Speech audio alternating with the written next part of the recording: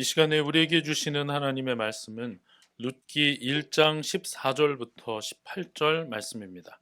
다 함께 봉독하겠습니다. 그들은 다시 한번 큰 소리로 울었다. 마침내 오르반은 시어머니에게 입맞추면서 작별 인사를 드리고 떠났다. 그러나 룻은 오히려 시어머니 곁에 더 달라붙었다. 그러자 나오미가 다시 타일렀다. 보아라, 내 동서는 저의 결례와 신에게로 돌아갔다. 너도 내 동서의 뒤를 따라 돌아가거라. 그러자 룻이 대답하였다. 나더러 어머님 곁을 떠나라거나 어머님을 뒤따르지 말고 돌아가라고는 강요하지 마십시오. 어머님이 가시는 곳에 나도 가고 어머님이 머무르시는 곳에 나도 머무르시겠습니다. 어머님의 결례가 내 결례이고 어머님의 하나님이 내 하나님입니다. 어머님이 숨을 거두시는 곳에서 나도 죽고 그곳에서 나도 묻히겠습니다. 죽음이 어머님과 나를 떼어놓기 전에 내가 어머님을 떠난다면 주님께서 나에게 벌을 내리시고 또 더 내리신다 하여도 달게 받겠습니다. 나오미는 룻이 자기와 함께 가기로 굳게 마음먹은 것을 보고 더 이상 말리지 않았다. 아멘.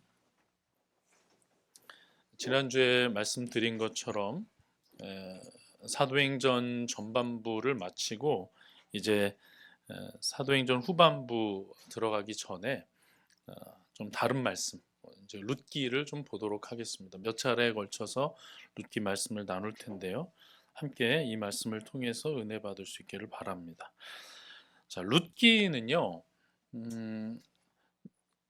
여성의 이름으로 되어 있는 성경책 두 개 중에 하나입니다. 하나는 에스더이고요. 하나는 룻기입니다. 그만큼 특별하죠.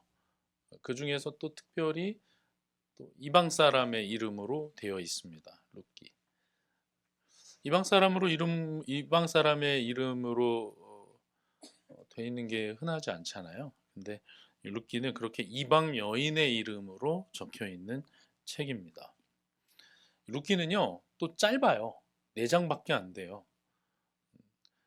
그리고 처음부터 끝까지 내러티브입니다. 그러니까 서신서 같이 막 깊은 교리에 대해서 막 이렇게 얘기하고 그러는 게 아니라 그냥 등장인물들 몇 명이 나와서 한 편의 영화나 연극을 보는 것처럼 진행이 돼요. 특별히 대사가 참 많아요.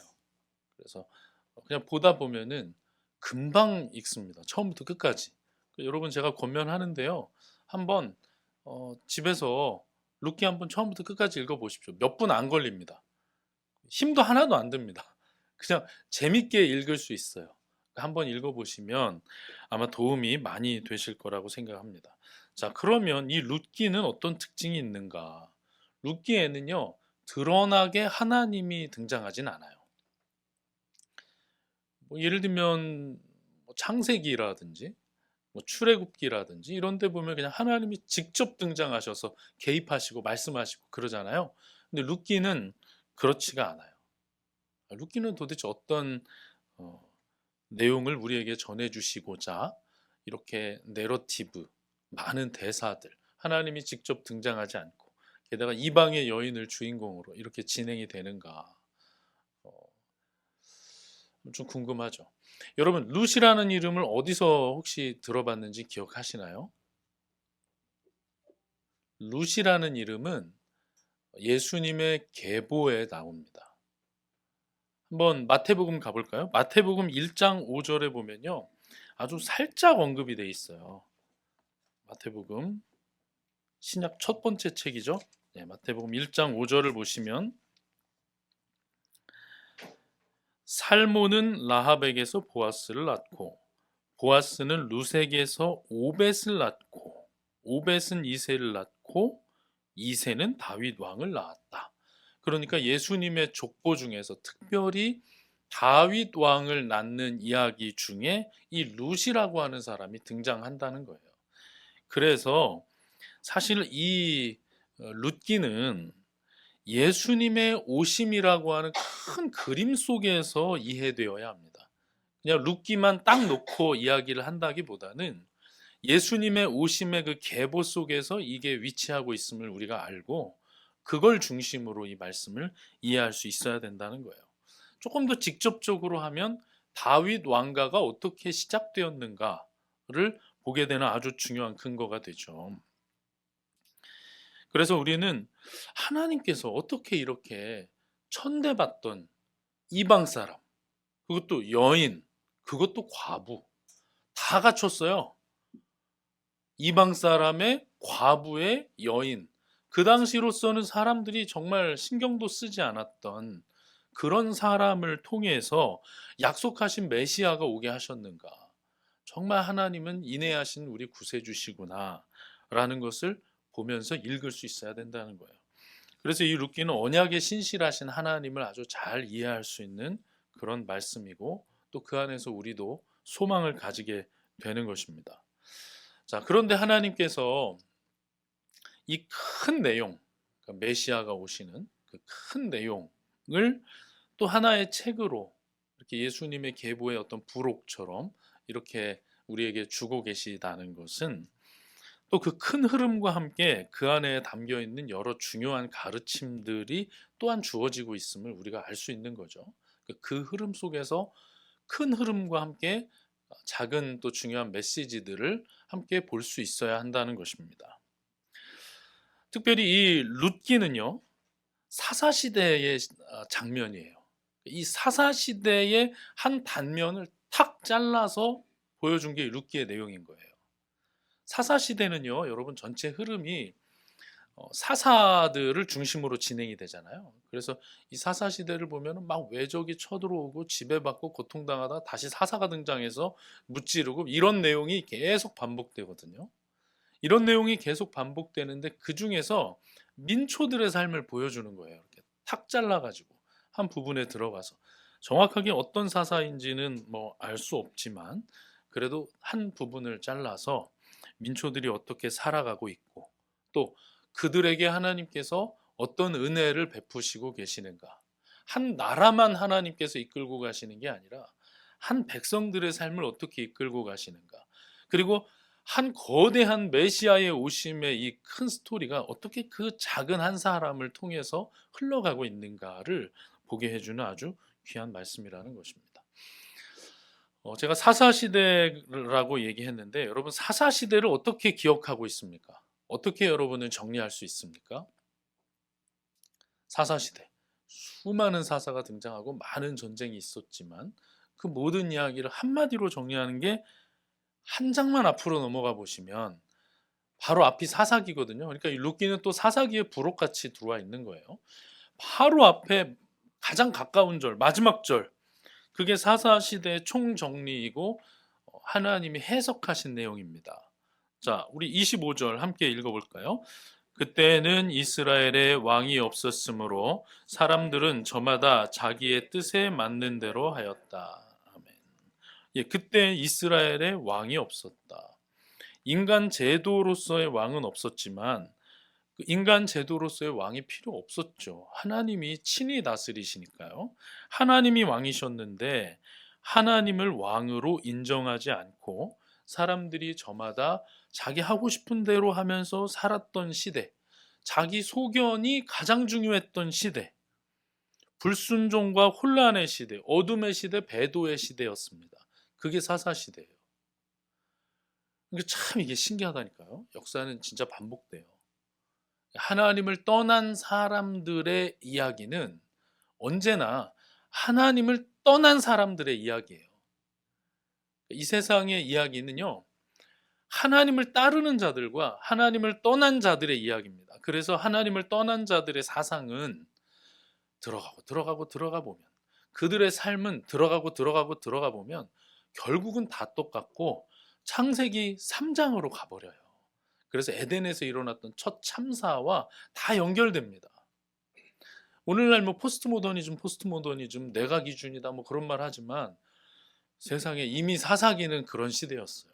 자기 소견에 옳은 대로 이것도 좋고 저것도 좋고 다 섞어서 하나님도 섬기고 이방신도 같이 섬기는 그런 시대였단 말이에요. 정말 불순종과 혼란의 시대였습니다. 그런데 그 사사기를 보면요, 그 불순종과 혼란의 시대에 하나님이 그들을 없애버리시는 것이 아니라 또 부르짖으면 구원해줘요. 구원해 줬는데 다시 또 타락해요. 염치도 없이. 또 다시 부르짖어요. 그럼 하나님이 또 구원해 주세요. 하나님의 백성들을 향한 하나님의 인애, 하나님의 사랑을 잘 보여주는 그런 말씀이 또 사사기이고, 그게 또 룻기입니다. 제가 인애라고 얘기를 했는데요. 이것을 원어로 말하면 헤세드라고 합니다. 헤세드. 이 룻기 전체를 관통하는 단어가 헤세드예요. 헤세드. 참 아름다운 단어거든요. 헤세드는 변함없는 사랑이라고 번역할 수도 있고 친절한 사랑 번역할 수도 있어요. 인간적으로 서로에게 친절하고 신실한 것을 헤세드라고 하기도 하고요. 그리고 가장 결정적으로 자기 백성을 향한 하나님의 자비와 사랑과 은혜를 헤세드라고 얘기합니다. 그래서 이 룻기는 서로 간의 헤세드와 또 하나님이 그 백성을 향하여 행하시는 헤세드, 그 헤세드 때문에 예수님 오셨고 우리 구원 받은 거거든요. 그 모든 내용들이 여기 잘 담겨 있습니다. 이 헤세드에 대한 내용은 나중에 조금 더 자세히 보도록 하고, 오늘 1장에 담겨 있는 내용을 한번 훑어보면서 여기서 우리가 얻을 수 있는 교훈을 한번 찾아보도록 하겠습니다. 우리가 오늘 본문으로 14절부터 18절만 읽었지만 1장 전체를 좀 훑어볼 건데요. 자, 1장 1절부터 한번 좀 보십시오. 사사시대에 그 땅에 기근이 든 일이 있었다. 그때 유다 베들레헴 태상의 한 남자가 모압 지방으로 가서 임시로 살려고 아내와 두 아들을 데리고 길을 떠났다. 그 사람의 이름은 엘리멜렉이고요. 그 아내의 이름은 나옴이고요. 아들의 이름은 말론과 기리온입니다. 한 가족의 이야기로 들어가죠. 근데 이들이 베들레헴을 떠나서 모압으로 갔다. 모압은 어떤 곳입니까? 모압은요, 다른 신들을 숭배하는 땅이었어요. 그 민족은 룻이 아니고 롯이라고 하는 아브라함의 조카가 소돔과 고모라 멸망할 때 창세기에서 도망쳐 나와서 산에 올라가서 술 취해서 자기 딸들과 근친상간해서 나온 사람이 모압이거든요. 거기서 태어난 게 모압이에요. 모압과 베남미가 태어나거든요. 모압이 모압 족속이 됐고 베남미가 암몬 족속이 됐어요. 모압 족속은 이스라엘이 정말 싫어했고 천대했던 사람들이고요. 그 땅은 하나님을 숭배하지 않았어요. 그래서 이스라엘 백성과 그렇게 우호적이지도 않았고 또 그 땅은 갈 땅도 아니었던 거예요. 그런데 지금 보니까 우리가 사는 땅이 기근이 들었고 저쪽이 그래도 풍족한 것 같으니까 엘리멜렉이 어떻게 합니까? 가족들을 데리고 모압으로 이동합니다. 자, 무슨 시대라고요? 이 시대가 사사시대. 사사시대의 특징은 뭐를 따라간다고요? 자기 소견, 자기 생각, 자기 생각을 따라가는 거예요. 그러니까 시작부터 이 가족의 모습을 딱 보니까 정말 사사시대의 색이 짙게 배어 있는 거죠. 그래서 엘리멜렉도 하나님을 등지고 하나님이 주신 약속의 땅을 버려두고 갑니다. 임시로 살려고 간다고 그랬어요. 임시로 살려고. 임시가 임시였을까? 보시면 엘리멜렉이 그 모압에서 죽습니다. 임시가 아니었어요. 내가 볼 때나 일단 잠깐 하나님 밀어놓고 내가 지금 잠깐은 이걸 할래 라고 하지만 나는 이걸 하다 죽을 수도 있어요. 내 인생이 끝이 그거로 정해질 수도 있어요. 엘리멜렉은 생각도 못했겠지만 엘리멜렉은 모압에서 죽어요. 얼마나 안타깝습니까? 자, 남편이 죽은 집안은 어떻게 될까요? 얼마나 힘들까요? 나오미가 얼마나 힘들었겠습니까? 그런데 다행히 그 아들들이 거기서 아내를 얻어요. 그냥 그대로 폭삭 주저앉은 게 아니라 아내들을 얻어서 이렇게 또 가족을 이루어 보려고 해요. 모압에 갔으니까 모압 여자들 만나는 건 그냥 당연한 거잖아요. 뻔한 거잖아요. 그런데 모압에 갔어요. 거기서 며느리들을 맞습니다. 그래서 말론이 룻을 아내로 맞이하고 기리온이 오르바를 아내로 맞이합니다. 그런데 또 어떤 일이 벌어집니까? 말론과 기럐이 무슨 일인지는 모르지만 둘 다 죽어요. 그래서 이 집안은 딱 과부 셋만 남게 됐어요. 얼마나 절체절명의 위기입니까? 다시 말하면 집안이 그냥 폭삭 망해버렸어요. 훗날 나오미가 베들레헴에 돌아가서 사람들이 이것이 나오미 아니냐라고 했을 때, 나오미라는 이름의 뜻은 기쁨이라는 뜻입니다. 이것은 기쁨이라는 그 나오미 아니냐라고 말했을 때, 나오미는 저를 그렇게 부르지 마십시오. 저를 마라라고 부르십시오. 마라는 고통이라는 뜻입니다. 슬픔. 마라. 저를 마라라고 부르십시오. 라고 얘기해요. 저 너무 괴로우니까. 그 삶이 이 모압에서 이렇게 돼버렸어요. 자, 6절 한번 보겠습니다. 모압 지방에서 사는 동안에 나오미는 주님께서 백성을 돌보셔서 고향에 풍년이 들게 하셨다는 말을 듣고 두 며느리와 함께 모압 지방을 떠날 채비를 차렸다.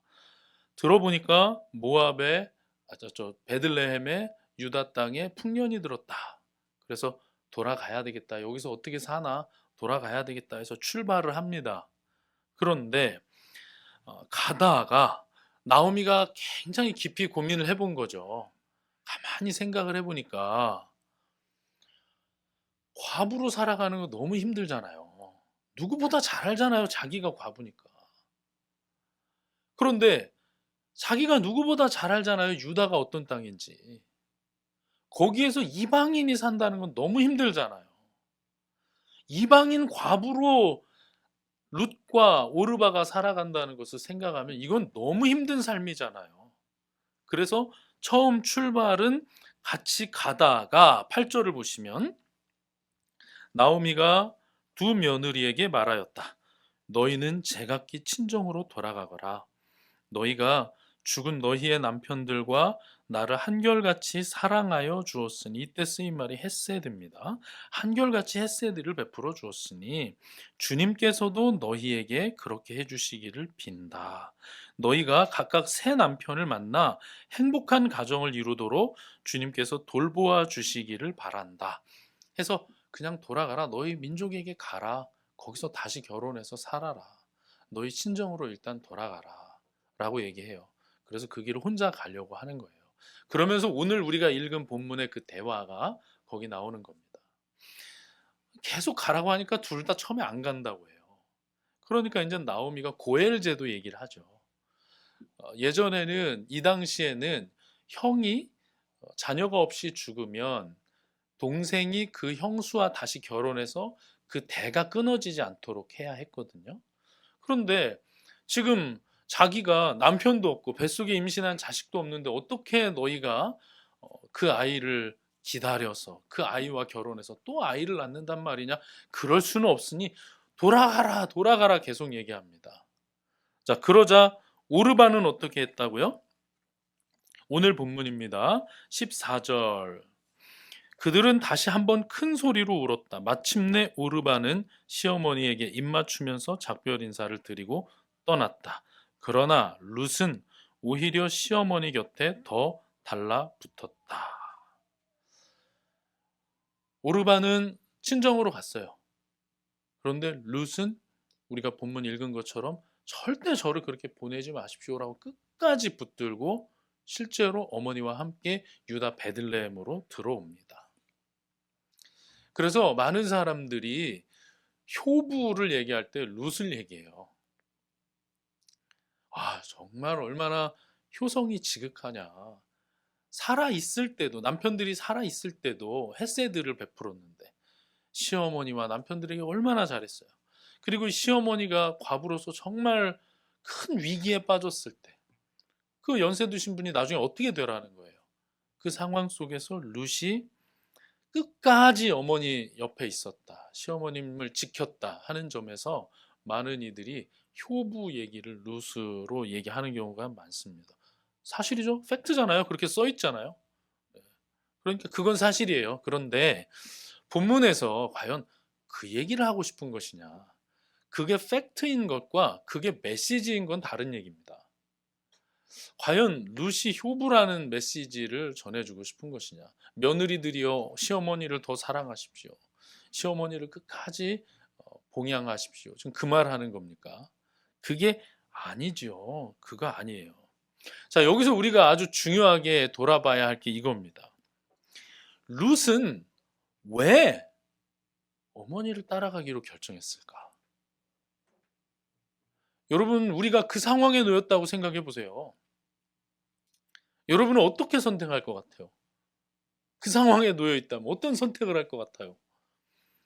아니, 내가 지금 친정으로 돌아가면 거기서 따뜻하게 나를 맞아줄 우리 가족이 있고, 우리 민족이 있고, 또 거기서 재혼의 가능성도 있고, 시어머니 따라가면 나는 진짜 그냥 이방인 과부로서 베들레헴에서 어떻게 살지 모르는데, 어머니하고 같이 살다 어머니 돌아가시면 나는 그때 노인인데, 나는 어떻게 되라는 거예요, 도대체? 어떻게 돼요? 이방인으로서. 여러분은 어떤 선택을 할 것 같습니까?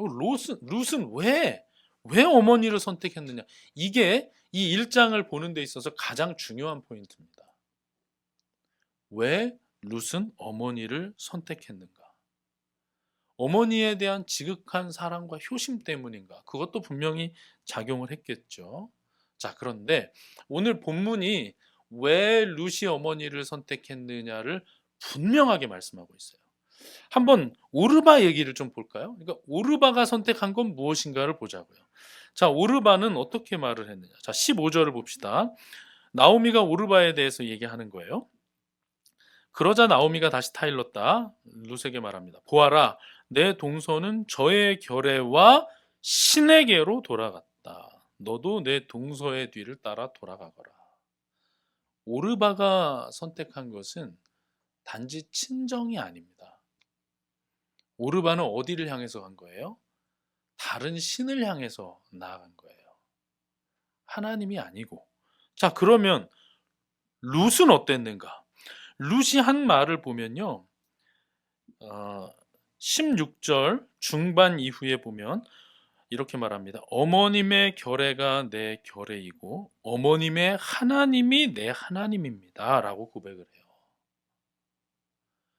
지금 우리가 간단하게 볼 때는 룻이 시어머니 나오미를 선택한 것처럼 보이지만 룻은 하나님과 함께 가기로 결단한 겁니다.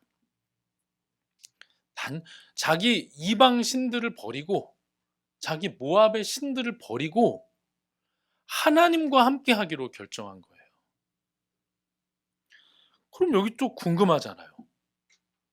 도대체 룻에게 어떻게 이런 믿음이 생겼냐는 거죠. 룻이요, 그 이후에 하는 얘기를 보십시오.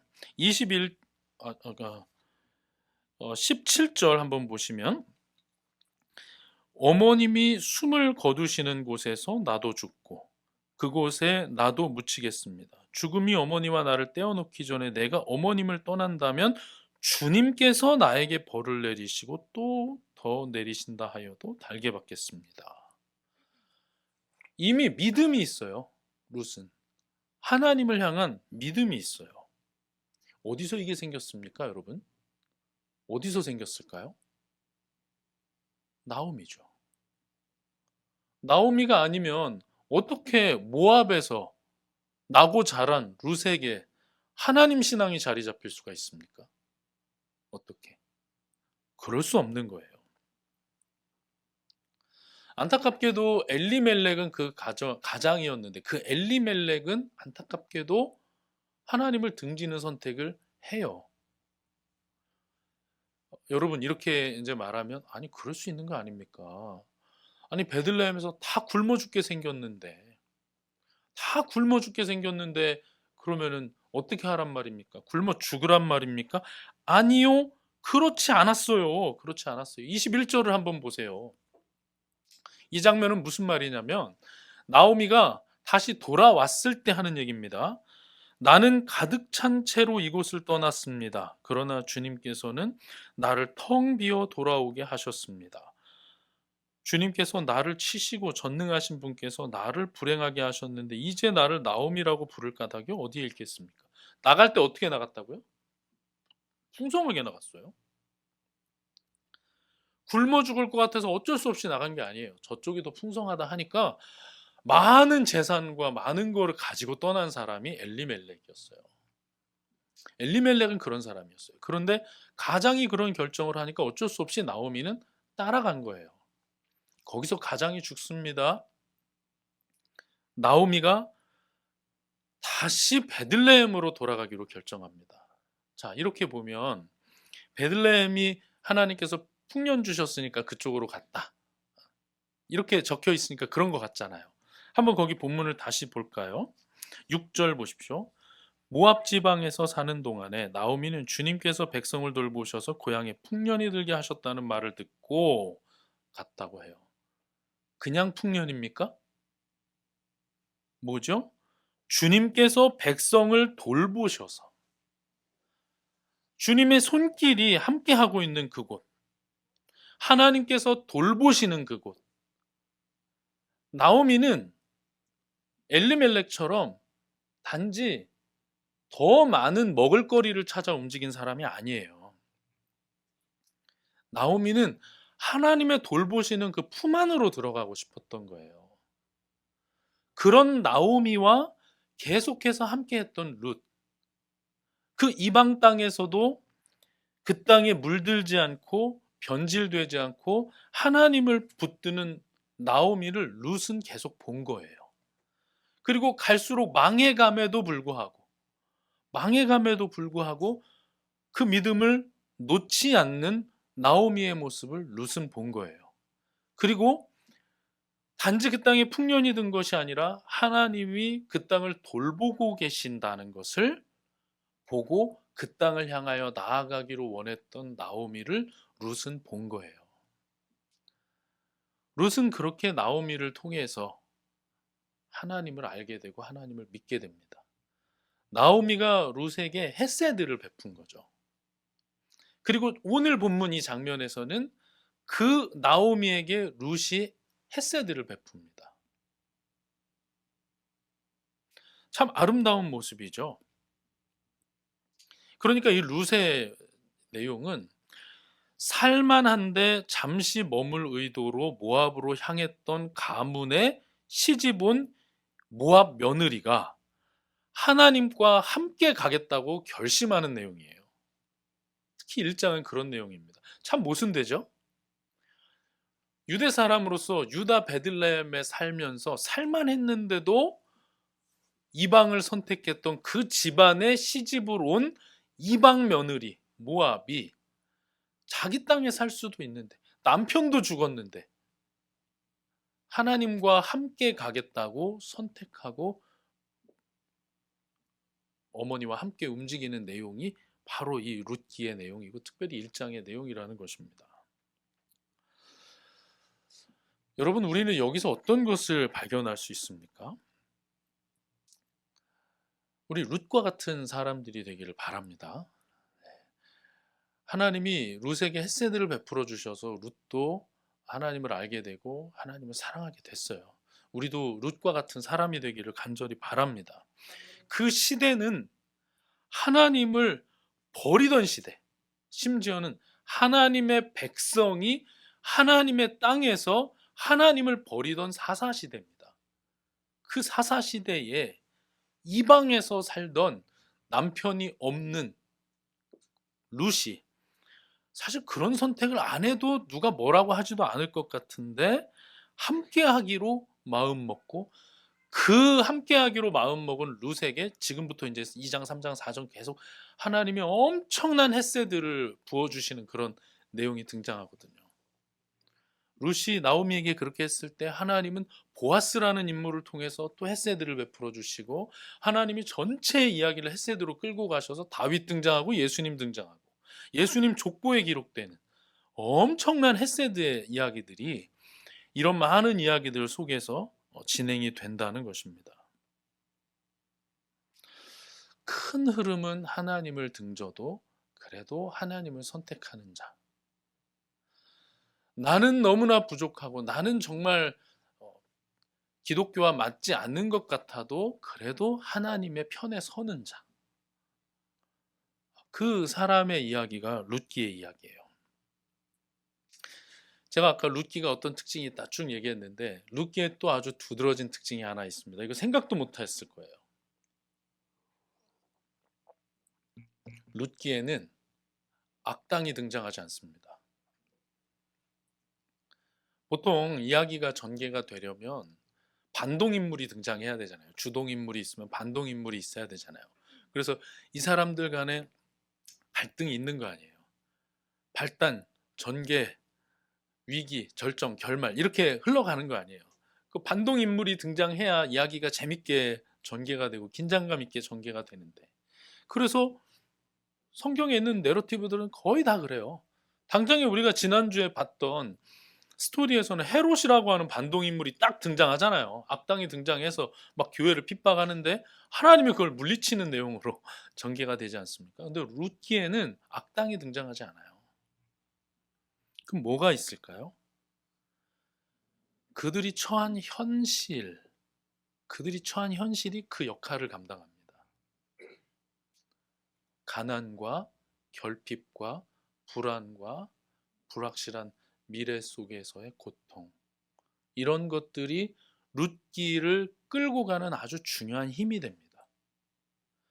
그 고통과 그 짓눌림 속에서 하나님을 선택하고 하나님과 함께 가기로 결단하는 이야기가 이 내용이에요. 여러분, 그래서 하나님 부재하시는 듯한 상황, 우리가 일상적으로 겪는 그 상황, 우리의 삶 같아요. 여러분의 삶이 힘들다고 하는 것이 여러분을 죽이겠다고 쫓아오는 어떤 인물이 있어서 그런 게 아니잖아요. 삶의 무게에 짓눌리는 거잖아요. 이 세상의 세계관 속에 눌려버리는 거잖아요. 우리의 삶 같아요. 룻기의 삶은, 룻의 삶은. 그래서 여러분, 우리에게 울림을 줍니다. 더 룻의 삶. 우리의 삶도 여정입니다. 우리의 삶도 여정이에요. 다만 어느 곳을 향하는 여정인가는 다를 겁니다.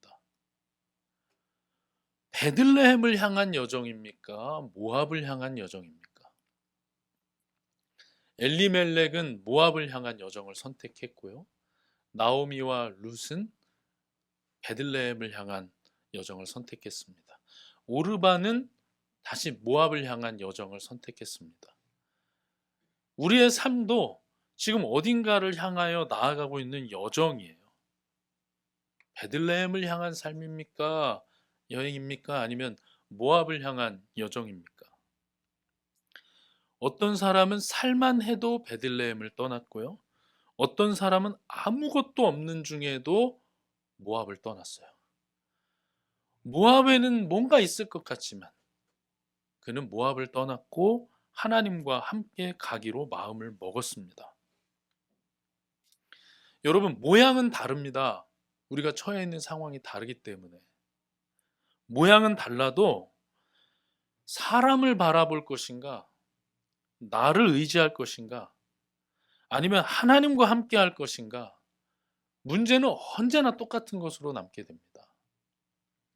베들레헴으로 갈 것인가, 아니면 모압으로 갈 것인가. 주 안에서 사랑하는 형제 자매 여러분, 룻기에는 하나님의 섭리와 헤세드가 흐르고 있습니다. 우리 삶도 마찬가지입니다. 우리가 잘 몰라서 그렇지 우리 삶 속에 하나님의 헤세드가 흐르고 있고요. 우리 삶 속에 하나님의 섭리가 흐르고 있는 줄로 믿습니다. 우리가 룻처럼, 오르바처럼, 나오미처럼, 엘리멜렉처럼 삶의 무게 속에서 선택할 때, 고민하고 고통스러워할 때 하나님께서 오늘 룻기를 통해서, 룻의 목소리를 통해서 우리에게 말씀합니다. 어머님의 하나님이 나의 하나님입니다. 여러분, 그 하나님이 우리의 하나님이신 줄로 믿습니다. 우리 그래서 함께 갑시다. 함께 베들레헴을 향하여 나아갑시다. 나만 나고 해서 모압으로 돌아가 버리는 것이 아니라, 나만 다 베들레헴으로 가자 하는데 베들레헴에서 모압을 향해서 나아가는 것이 아니라 함께 베들레헴으로 향하여 나아갑시다. 함께 하나님과 살아가도록 합시다. 그 땅에 하나님의 돌보심이 있고요. 그 땅에 하나님의 헤세드가 충만한 줄로 믿습니다. 룻기는요, 1장만 이렇게 어려운 상황이 나오고요. 2장부터는 뭐가 그렇게 잘 풀리는지 모르겠어요.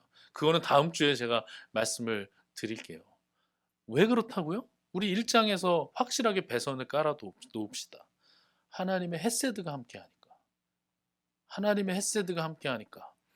하나님의 헤세드가 함께하는 땅에 믿음의 결단을 통해 입성했으니까 하나님이 그 삶을 책임지시는 거예요. 여러분, 하나님 선택하면 하나님이 우리 책임집니다. 하나님과 함께하면 하나님이 우리 책임지시는 줄로 믿습니다. 그렇게 하나님의 헤세드를 향해서 하나님과 함께하기를 결단하며 베들레헴을 향하여 한 걸음 한 걸음 함께 걸어 나아가는 저와 여러분들 될 수 있기를 간절히 축원합니다. 하늘